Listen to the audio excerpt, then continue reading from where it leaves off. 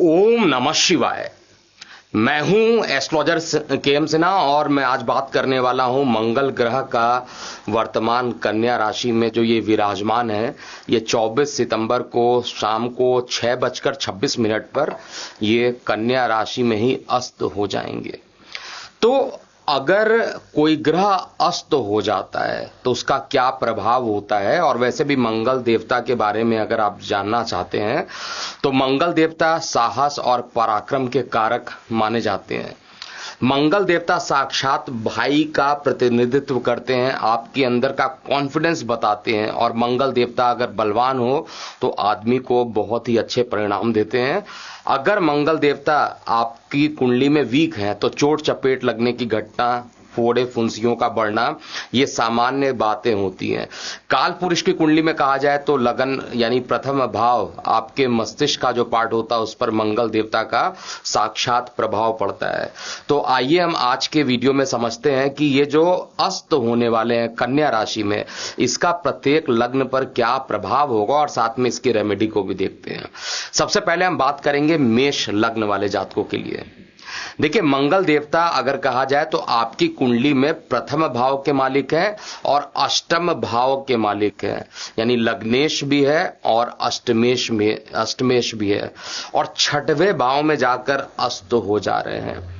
इसका मतलब लग्नेश छठवें भाव में अस्त हुआ और अष्टमेश भी छठवें भाव में जाकर अस्त हुआ। आपको विदेश से नौकरी मिलने की जो संभावना है वो थोड़ी बढ़ने लगेगी इस अस्त होने के कारण।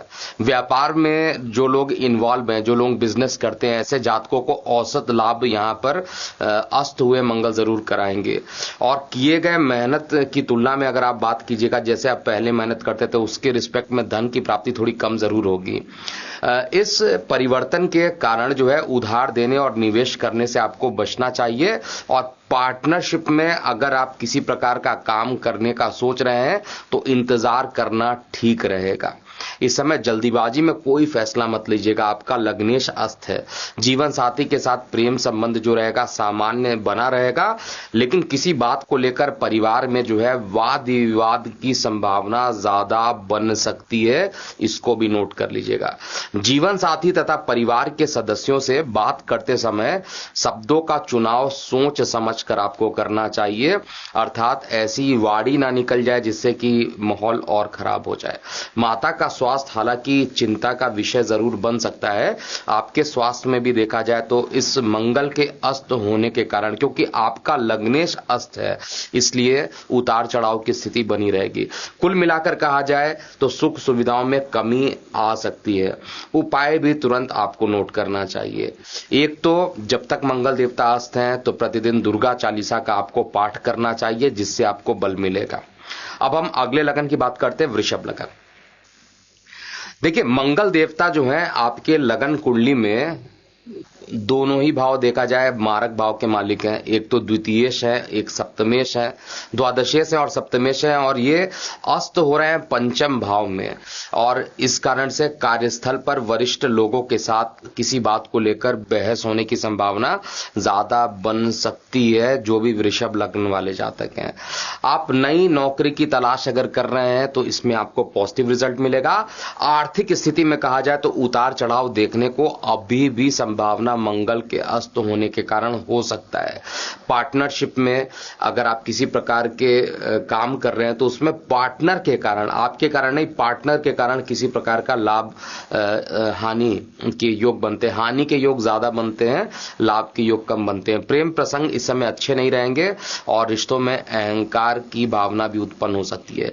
जीवन साथी के साथ कहा जाए तो यह समय अनुकूल रहने वाला है। संतान के स्वास्थ्य को लेकर कुछ परेशानी जो है वृषभ लगन वाले जातकों के लिए मंगल के अस्त होने के कारण होगी। आंखों से संबंधित परेशानियां उत्पन्न हो जाना, पित्त का बढ़ जाना, ये सभी कुछ मंगल के अस्त होने के कारण हो सकता है। अब उपाय के लिए प्रतिदिन आपको सुंदरकांड का अगर आप पाठ करते हैं तो आपके लिए बहुत ही अच्छा रहने वाला है। अब हम मिथुन लग्न वाले जातकों की बात करते हैं। देखिए, मंगल देवता जो है मिथुन लग्न वाले जातकों के लिए एक तो छठवें घर के मालिक हो जाते हैं और एकादश भाव के मालिक हो जाते हैं, और चतुर्थ भाव में, आपके लगन से चतुर्थ भाव में ये अस्त हो जाएंगे। और वैसे भी कहा जाए तो बहुत अच्छे प्लेनेट आपके लिए नहीं है। आपको कार्यस्थल पर असंतोषजनक परिणाम देखने को मिलेगा, बहुत ज्यादा पॉजिटिव रिजल्ट नहीं मिलेगा। कार्य की अधिकता आपकी बनी रहेगी, व्यापार में उतार चढ़ाव की स्थिति जरूर रहने वाली है। और जो आपके कॉम्पिटिटर हैं उनसे आपको कड़ी टक्कर मिलने की पूरी संभावना दिख रही है। आपके छवि को खराब करने का जो गुप्त शत्रु है, जो कॉम्पिटिटर हैं, वो प्रयास भी समय करेंगे। धन लाभ के साथ साथ खर्चों में भी वृद्धि होने की पूरी संभावना मैं यहां पर देख पा रहा हूं। इस अवधि में कहा जाए तो परिवार में मतभेद और विवाद का भी सामना करने को पड़ सकता है, तो इसलिए बहुत समझकर सोचकर आपको कोई काम करना चाहिए। पैतृक संपत्ति को लेकर किसी प्रकार की कुछ समस्याएं अकस्मात उत्पन्न हो सकती है और यह मंगल के अस्त रहने तक होगा। आपके अंदर ऊर्जा और उत्साह की कमी रहेगी और शरीर में जो कहा जाए तो घबराहट ज्यादा रहेगी, बेचैनी ज्यादा रहेगी और उदर संबंधित परेशानियां जो है उत्पन्न हो सकती है। उपाय के लिए भगवान विष्णु की आपको पूजा करनी चाहिए, ऐसा करने से आपको लाभ मिलेगा। इसके बाद हम बात करेंगे कर्क लगन में मंगल का अस्त होना कैसा प्रभाव देगा।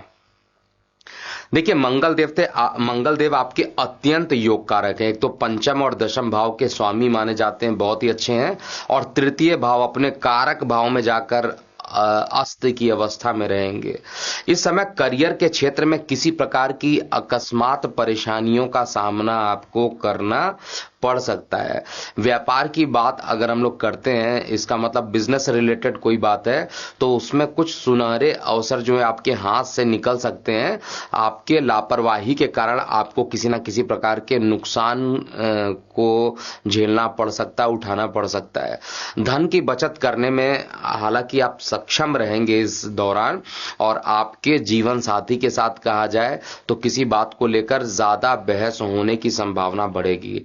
रिश्तों में सामंजस्य बनाए रखने के लिए आपको अपने जीवन साथी के साथ जो है कुछ कम्युनिकेशन जो गैप है उसको कंप्लीट करना चाहिए, जिससे कि बहुत ज्यादा कोई परेशानी ना हो। इस अवधि में क्योंकि मंगल देवता आपके तृतीय भाव में हो रहे हैं, तो सिर दर्द और पाचन संबंधित समस्याएं भी ये उत्पन्न कर सकते हैं और शरीर में थोड़ा आलस्य भी उत्पन्न होगा।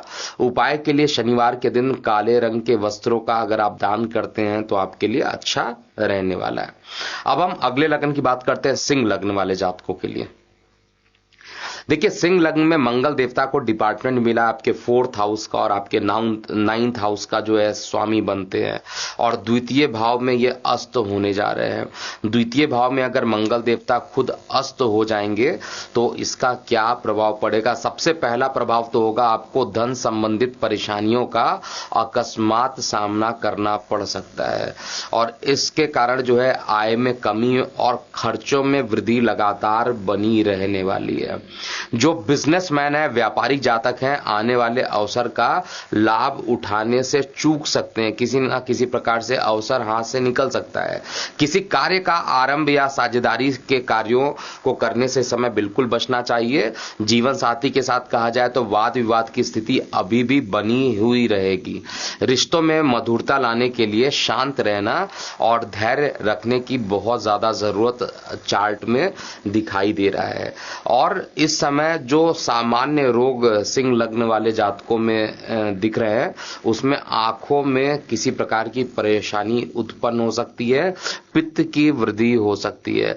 अपने सेहत को आपको प्राथमिकता देना पड़ेगा, और उपाय के लिए प्रतिदिन सूर्य देव को अगर आप जल अर्पित करते हैं तो आपके लिए काफी शुभ रहने वाला है। अब हम अगले लग्न की बात करते हैं, अर्थात कन्या लग्न वाले जातकों पर क्या प्रभाव पड़ेगा।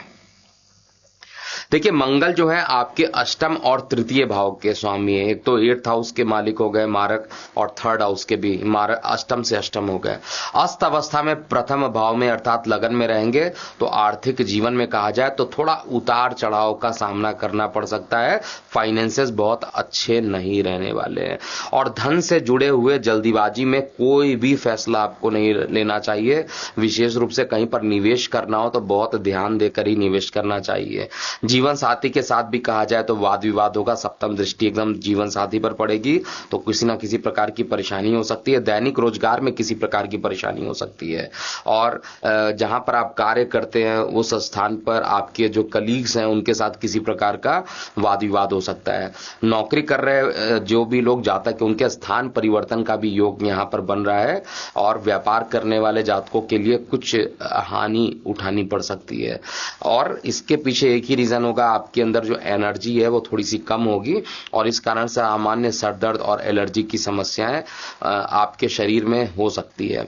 उससे आपको बचना चाहिए और इसका असर जो पड़ेगा वो आपके स्वास्थ्य पर पड़ सकता है बहुत ज्यादा, इसलिए उपाय कीजिए और उपाय करने के लिए आपको अर्थात कन्या लग्न वाले जातकों को प्रतिदिन विष्णु सहस्त्र नाम का अगर आप पाठ करते हैं तो इस दौरान आपको किसी प्रकार की कोई परेशानी उत्पन्न नहीं होगी। एस्ट्रो तक ऐप पर आपको मिलेगा भविष्य से जुड़े हर सवाल का जवाब। डाउनलोड कीजिए एस्ट्रो तक ऐप और चुटकी में जुड़िए इंडिया के बेस्ट एस्ट्रोलॉजर से।